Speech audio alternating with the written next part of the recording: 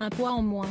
Le mercredi 5 avril prochain, Florent Pagny sortira son autobiographie, baptisée Pagny par Florent, aux éditions Fayard. Un livre poignant dans lequel l'interprète de Savoir-aimer est revenu sur des moments forts de sa carrière, mais aussi sur son combat contre le cancer.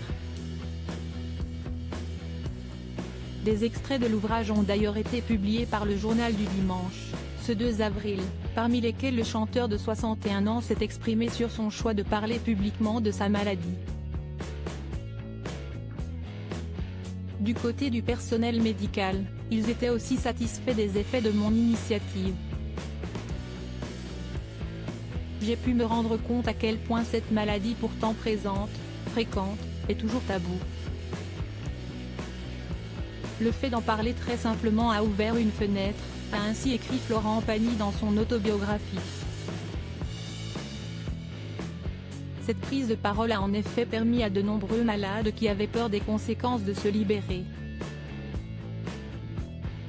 Soudain, des personnes malades ont trouvé le chemin pour se confier à leur entourage, a poursuivi l'artiste, avant de préciser, même des amis proches, 3 amis proches, m'ont révélé le cancer qu'ils avaient jusqu'alors gardé pour eux, ayant choisi de régler leurs trucs dans leur coin.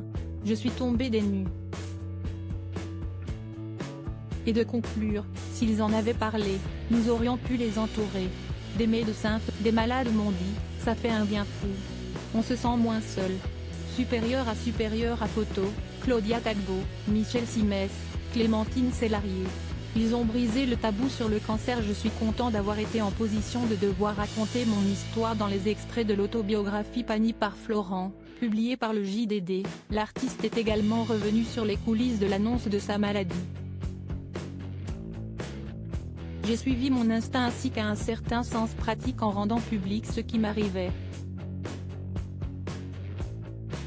J'ai pensé que le moyen le plus direct d'expliquer aux personnes qui avaient acheté leurs billets pour les 40 concerts restants que je ne pouvais pas honorer mes dates était de leur dire franchement les choses, a-t-il confié, avant d'expliquer qu'il avait choisi d'en parler sur Instagram, car c'était le seul réseau social qu'il a, sur son portable pour communiquer.